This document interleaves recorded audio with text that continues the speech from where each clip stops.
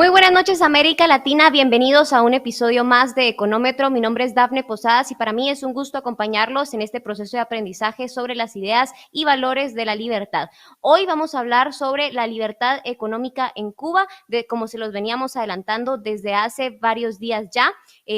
Sabemos y reconocemos que desde hace más de 62 años los cubanos perdieron, entre varias otras libertades, la libertad económica. Y desde que eso sucedió, se impuso un régimen, una economía centralizada, una economía que básicamente extinguió la posibilidad de los cubanos de salir, innovar, pensar y crear riqueza. Eso provocó el colapso económico en la isla, generó mucha escasez, generó hambre, miseria y pobreza, y esa es la situación que viven muchos cubanos y que sufren hoy los cubanos que viven en Cuba. Así que de eso estaremos hablando esta noche con una espectacular invitada, una invitada que seguramente muchos conocen por acá, y ella es Gloria Álvarez. Gloria es politóloga e internacionalista, egresada también de mi universidad, de la Universidad Francisco Marroquín, y es una de las grandes exponentes de las ideas de la libertad en todo el continente, vamos, de todo el mundo, porque Gloria ha dado conferencias en prácticamente todos los países del mundo, claro, y bueno, hoy vamos a hablar sobre eso con ella. Gloria no solo es una gran comunicadora de las ideas de la libertad, sino que ha escrito 3 libros, y además Gloria pues es una de las mejores personas que nos puede narrar y contar la historia del desastre económico en Cuba, porque Gloria, dentro de su licuadora genética, es también cubana. Así que, Gloria, muchas gracias por acompañarnos y bienvenido a Económetro.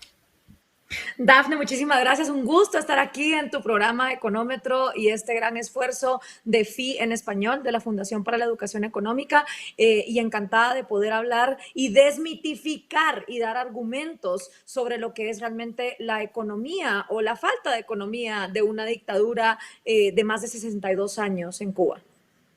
Así es, Gloria, y para eso vamos a hablar sobre 3 temas. Primero, entender cuál es la realidad económica en Cuba, vamos a hablar por qué es importante la libertad económica y luego vamos a proponer, porque lo más importante siempre es poder proponer y pensar en mundos posibles por los cuales luchamos todos los días, los que somos y trabajamos tan duro por la libertad. Así que vamos a arrancar con el primer tema: ¿cómo viven los cubanos en la isla, Gloria? Porque realmente es preocupante cuando muchas personas efectivamente se creen esos mitos y se compran esos relatos que aseguran que en Cuba es un paraíso y que todas las personas pueden gozar de todos los servicios. Bueno, el que quiera conocer la realidad actual de los cubanos, primero que se conecte a Internet y segundo, busquen un documental que se llama Los Nietos de la Revolución Cubana, es decir, los millennials y centennials actuales que te explican cómo cuando sos un joven que está cerca del régimen, ahí sí tenés acceso a discotecas, a alcohol, a los mejores lujos como los tiene el nieto de Fidel Castro, heredero de una fortuna de más de 900 millones de dólares, ¿no? Como todos los líderes comunistas.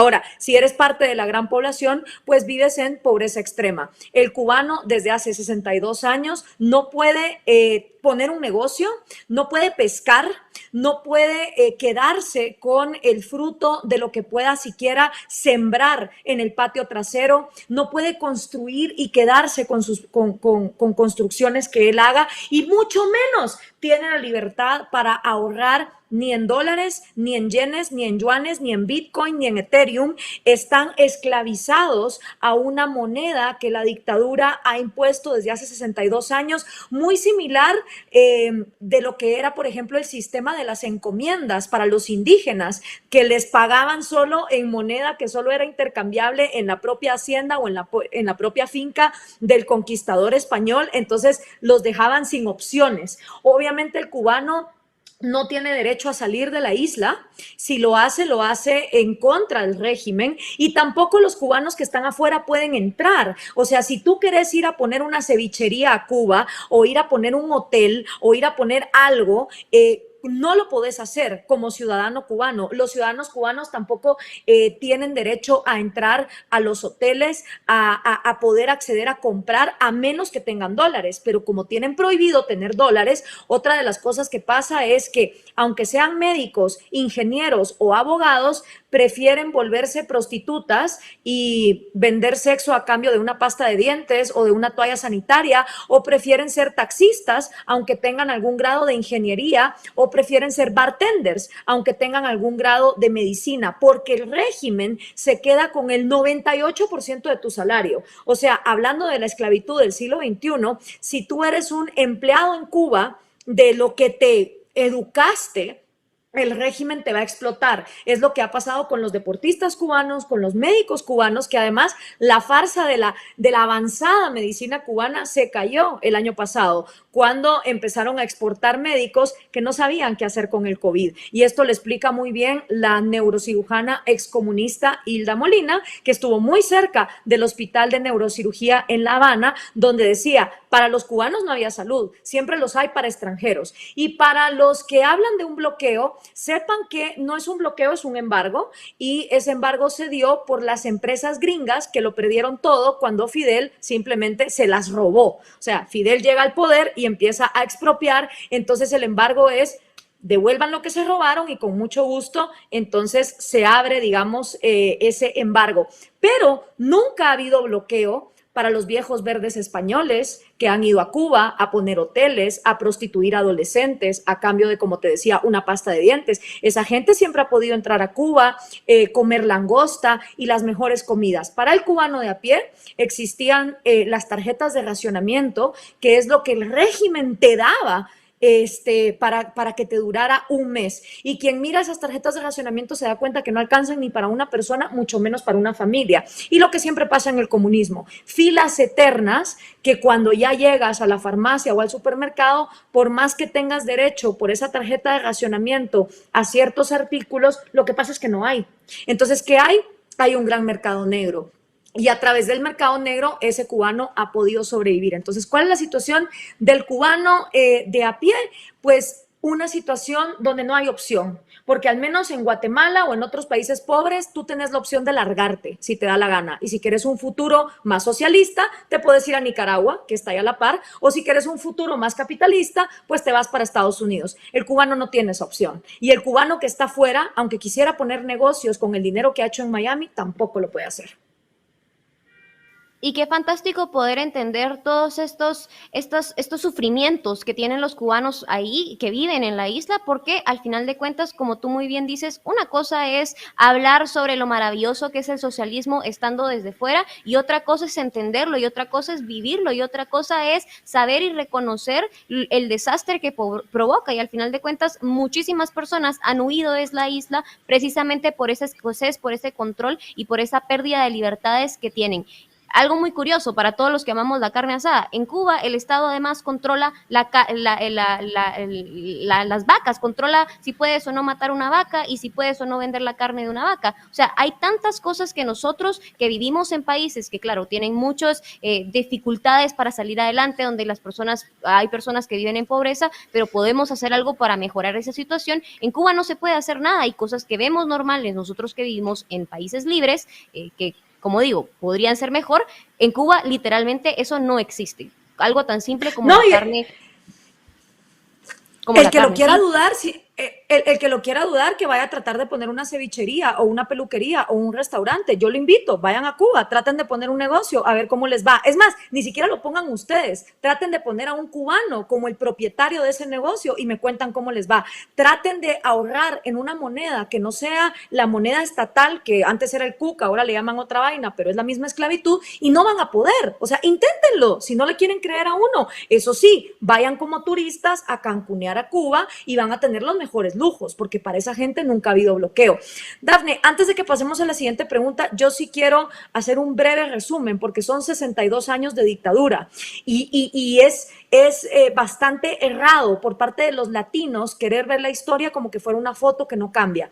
En 62 años, la economía de la dictadura castrista ha cambiado. Los primeros años obviamente tenían toda la plata, los miles de millones de dólares que saquearon de todas las empresas que expropiaron, Coca-Cola, Shell, infinidad de casinos, hoteles, y como había mucho dinero, como dice Margaret Thatcher, ahí el socialismo fluía, porque cuando hay plata para regalar, la misma bonanza que se miraba en Venezuela con el petróleo. Ahora, cuando eso se empieza a acabar, el Che Guevara, como ministro de Economía, que fue un desastre y no le fue nada bien, y de hecho terminó hasta abandonado por el propio Fidel, la gran idea que tuvo fue: vamos a forzar a todo el mundo a plantar y cortar caña de azúcar.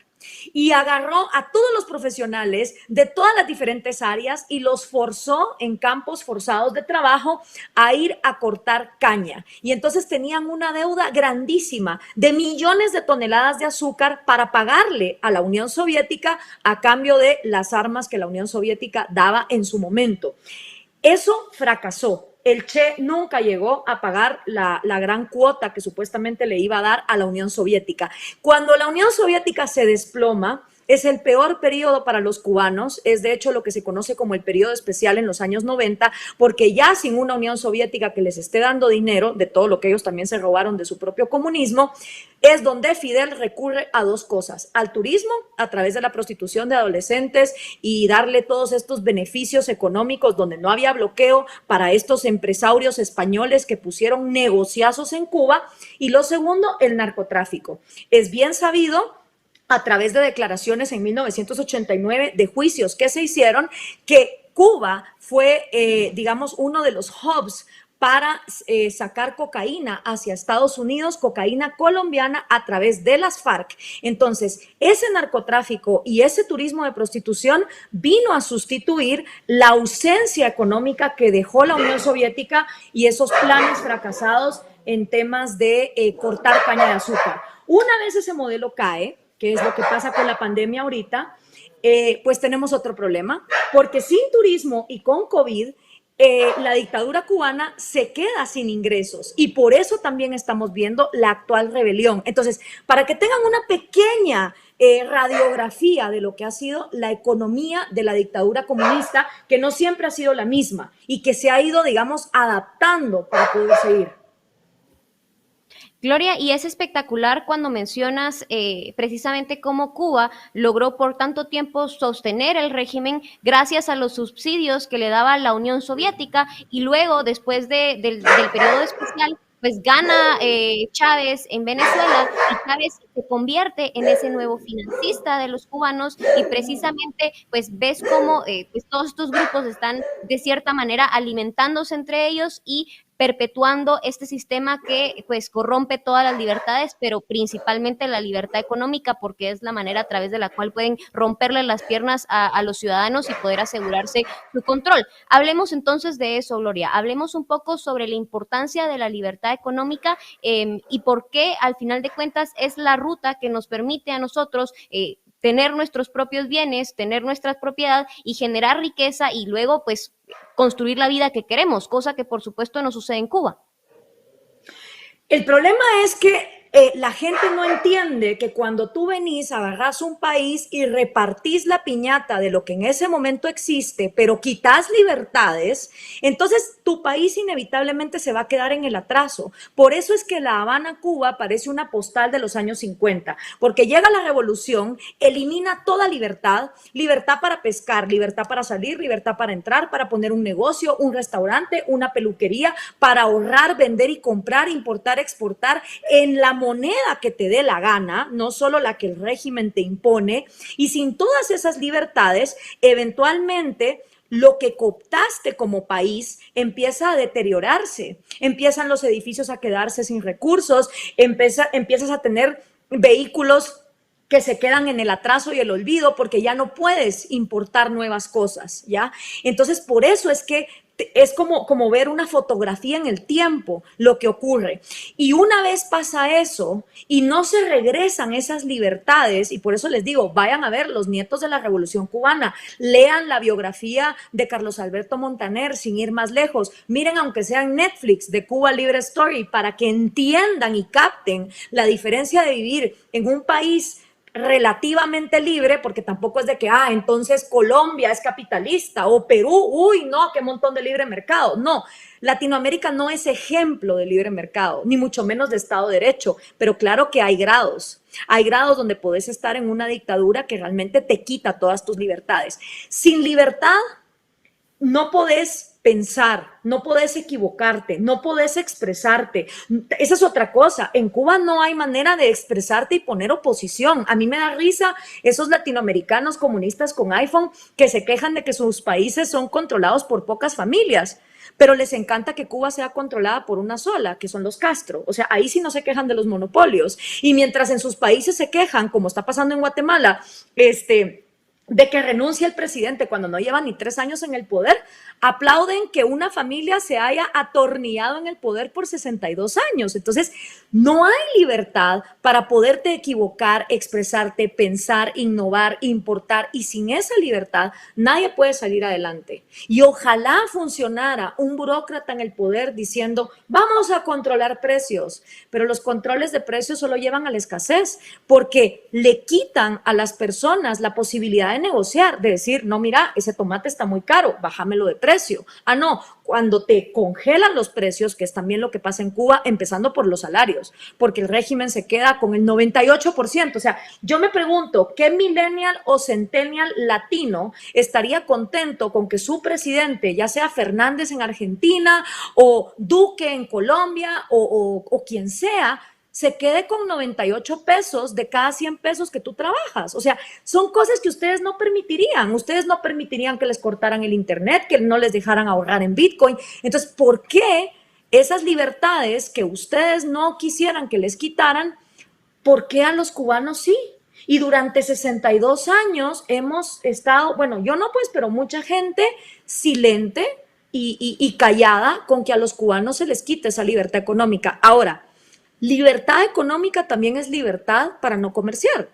Si hay gente que quiere ser comunista, porque eso es lo que le fascina, en un sistema de libre mercado lo puede ser, no hay problema. Eso sí, sé comunista con tus propios recursos, no andes jodiendo a los que no quieren ser comunistas. Ahora, en un sistema comunista, si un grupo de cubanos hoy en día o un grupo de venezolanos quieren ir a poner una zona franca de libre comercio, quieren comerciar en Bitcoin, quieren poner un negocio, quieren empezar a importar o exportar, terminan fusilados, terminan muertos, como están terminando muertos incluso personas del régimen que se están oponiendo a la violencia que está ocurriendo en Cuba. Ahora, lo bueno es que hoy, gracias a las redes sociales, es muy difícil seguir engañando a la gente. Cuando Fidel Castro llegó a la Sierra Maestra y mentía sobre cuánta gente habían aniquilado, lo podía hacer porque estaba con una radio y nadie podía verificar si era verdad o era mentira.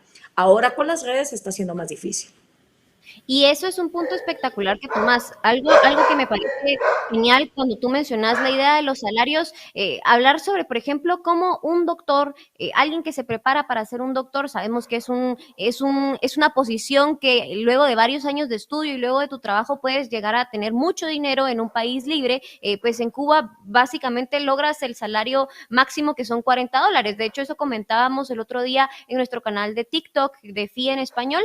Subía un live sobre los salarios y cuánto costaba la carne efectivamente en Cuba. Y pues ponía, bueno, $37, es alrededor de $37 es el salario mínimo en Cuba, y en realidad es el salario máximo, y eso lo ganan aquellos que tienen una buena preparación y que logran pues de alguna forma posicionarse en un buen sitio, pero la mayoría de cubanos no gana esos $37, sino que gana mucho menos, y muchas personas en América Latina pegan el grito al cielo cuando hablan de salarios mínimos y piden incrementarlos, y eso también son parte de las contradicciones que encontramos en nuestra región. Pero otra cosa que mencionas y que es muy importante y que me parece a mí fundamental y clave para entender efectivamente cómo ha modificado o evolucionado el régimen a través del tiempo es que, claro, antes estos horrores que estamos viendo que están sucediendo en la isla en los últimos días, pues no es algo que suceda nuevo. El régimen con mucha frecuencia utiliza la violencia para poder permanecer en el poder. Antes no sabíamos del todo qué era lo que sucedía y no lo podíamos saber en tiempo real, pero ahora las redes sociales, el internet nos permite saber con certeza qué está pasando en tiempo real. Hablemos un poco sobre ese mundo posible, Gloria. ¿Qué pasaría si Cuba se convierte en un país libre y cómo podríamos acelerar ese proceso de creación de riqueza y de mejoramiento de las oportunidades para los cubanos a través de esa libertad económica? Bueno, Cuba, al igual que otros países de Centroamérica, la verdad es que tienen ventajas competitivas que incluso otros países no tienen. Geográficamente está posicionada en un lugar donde sería un excelente hub de cualquier aerolínea para conectar al mundo. Aparte, como destino turístico, y no solo como eso, sino para terapias alternativas de tratamientos médicos de estrés postraumático, de diferentes ansiedades, de depresiones, de cualquiera de estas cosas. Cuba tiene un conocimiento ancestral y una tradición en la medicina que va mucho más atrás de Fidel Castro, y eso lo cuenta Carlos Alberto Montaner, cómo los cubanos ya se organizaban para tener un excelente sistema de salud desde sus maneras privadas. El cubano siempre ha sido muy echado para adelante y eso se mira en Miami. O sea, cubanos que iban de la primera generación súper preparados, llegaron a Miami a limpiar inodoros teniendo 3 diferentes posgrados. Entonces, sí es verdad que después de 62 años va a haber una generación que ha sido adiestrada para odiar la libertad. Sí es verdad que hay gente que se está yendo a Miami y cuando mira lo que implica el mercado competitivo, dice, no, mejor me regreso a la miseria de Cuba porque por lo menos ahí entiendo mejor. Sí, en parte hay eso, pero Cuba como isla, por dónde está geográficamente ubicada, por las posibilidades tecnológicas, incluso por tener todo el año excelente clima, puede ser un excelente hub para paneles solares, para construcción y fabricación de todo tipo de energías alternativas. O sea, las posibilidades son infinitas. Hub también de diferentes criptomonedas. Y ojo con esto, yo no creo que se trata de volver a la Cuba de los 50. La dictadura de Batista también era una dictadura que solo tenía privilegios para los que estaban cerca de la dictadura. Yo creo que se trata de ver un modelo del siglo XXI donde incluso Cuba pueda ser ejemplo de ciertas economías que en el resto de países no se legalizan. ¿Por qué no una legalización de la prostitución? Ya que son, pero desde antes de Fidel, la prostitución en Cuba era algo que se daba, pero ¿por qué las prostitutas no pueden tener, con todos los derechos de la ley, empresas bien montadas donde ellas mismas se protejan, como pasa en los países europeos y donde no hay trata de blancas, sino que la que quiere es porque voluntariamente incursiona en ese negocio? ¿Por qué no podemos hablar de una Cuba donde haya, como te decía, todo tipo de criptomonedas, de recursos con medicinas alternativas, de pensar en cualquier posibilidad de negocios, por ser también una isla, pero ser puente entre Centroamérica, México y Estados Unidos, incluirla dentro de los tratados de libre comercio? O sea, yo realmente veo que las posibilidades son infinitas. También el acervo cultural cubano, mientras Guatemala estaba sumida en una ignorancia de analfabetismo y el guatemalteco promedio vivía menos de 45 años, y eran casi el 80% que no sabían leer ni escribir. En Cuba había teatros, había telégrafo, había periódicos, había todo tipo de avances culturales que estaban por encima de lo que había en la región. Entonces, yo sí creo que en muchas materias y por los puentes que hay con los cubanos en el exilio, se pueden hacer muchas cosas. Ahora, lo primero es darle a los cubanos las libertades más básicas. Y eso va a empezar ahorita que el régimen incluso les quitó el bloqueo. O sea, ya se demostró que la propia dictadura se desbloqueó y de aquí al 31 de diciembre quitaron cualquier restricción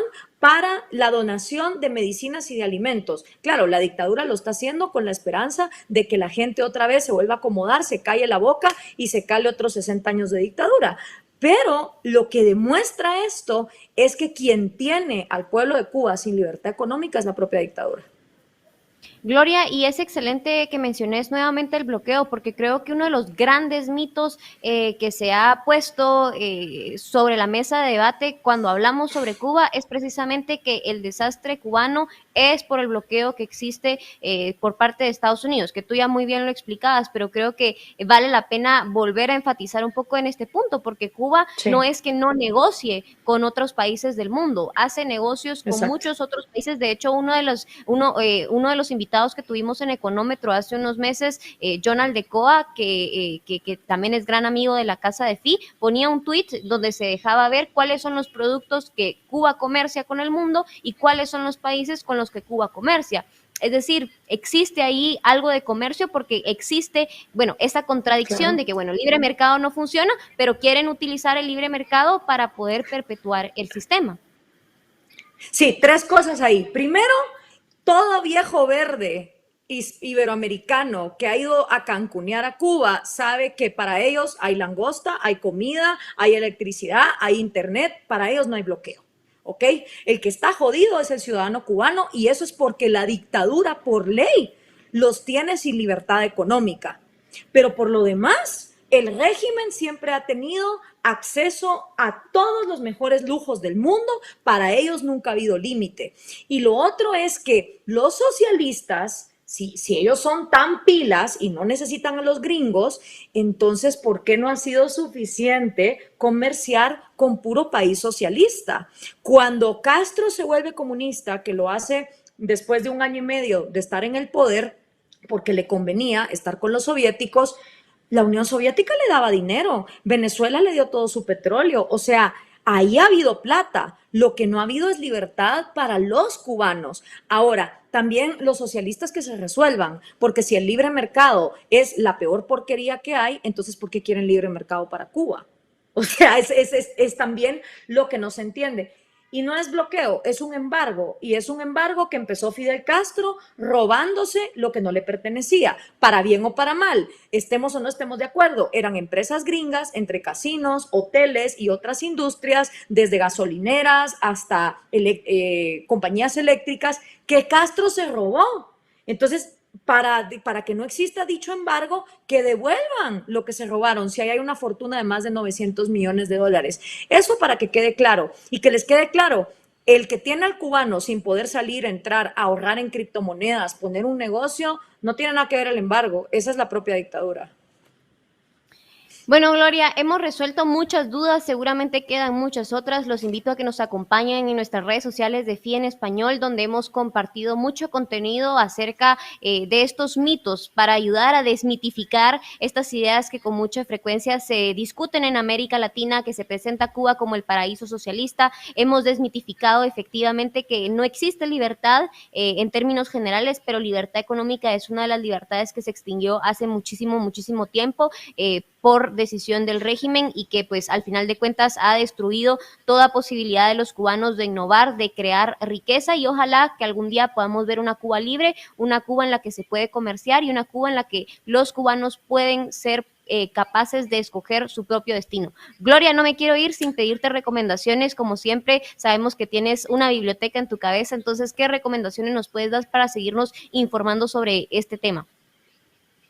Sobre Cuba, les recomiendo muchísimo leer cosas previas a la revolución, lo que era Cuba antes de, para que entiendan que Cuba no era Haití y no era Somalia, porque esa es la otra gran paja que se ha vendido, que Cuba estaba en una pobreza y que por eso Castro pudo. No, no, no. Cuba era uno de los países más desarrollados de América Latina, igual que lo fue Argentina, y lo destruyeron por completo.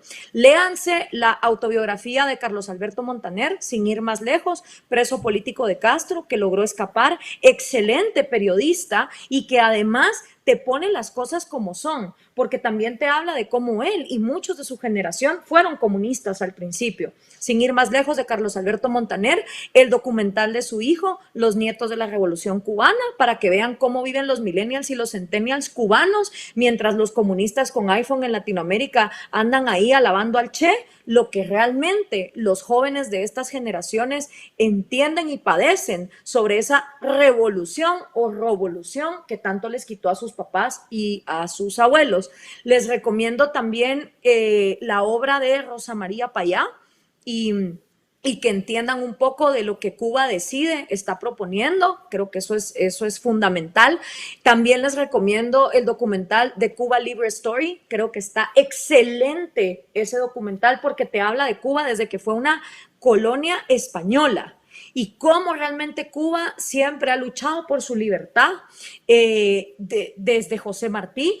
Te cuenta cómo Fidel Castro realmente era el hijo de un burgués terrateniente con una fortuna que hoy ascendería a los 20 millones de dólares. O sea, como siempre, estos delirios de progres comunistas nunca vienen del pueblo pobre, sino que vienen siempre de estos adelantados burgueses que se creen que ellos saben más que los demás. Solo con eso que miren, ya van a estar por encima del progre promedio. Y si ya se las quieren llevar de muy nerds y ya quieren así volverse más especialistas, vayan y léanse la biografía de Ernesto Guevara de Fernando Díaz Villanueva, que se llama Vida y Mentira de Ernesto Che Guevara, para que aprendan ahí cómo ese homofóbico, racista, y que de verdad, o sea, decía unas cosas de los negros que yo no entiendo cómo Black Lives Matter lo puede tener de líder, y de todas las minorías LGBT, para que aprendan. Y ya con eso van a estar por encima del 90% de latinos que hablan sin saber. Pues muchísimas gracias, Gloria. Sin duda, muchos recursos que vamos a tener que utilizar y vamos a compartir en nuestro grupo de Facebook Económetro Backstage, que los vamos a compartir en los comentarios tanto del Facebook Live de Gloria como del Facebook Live que salió desde la cuenta de FI en español, para que ustedes puedan sumarse a las discusiones que tenemos fuera de este espacio de Económetro. Muchísimas gracias, Gloria, por acompañarnos esta noche. Gracias a todos ustedes también por sintonizar y nos vemos dentro de 2 semanas con otro tema de Económetro. Hasta la próxima. Gracias, Dafne. Chao, hasta la próxima.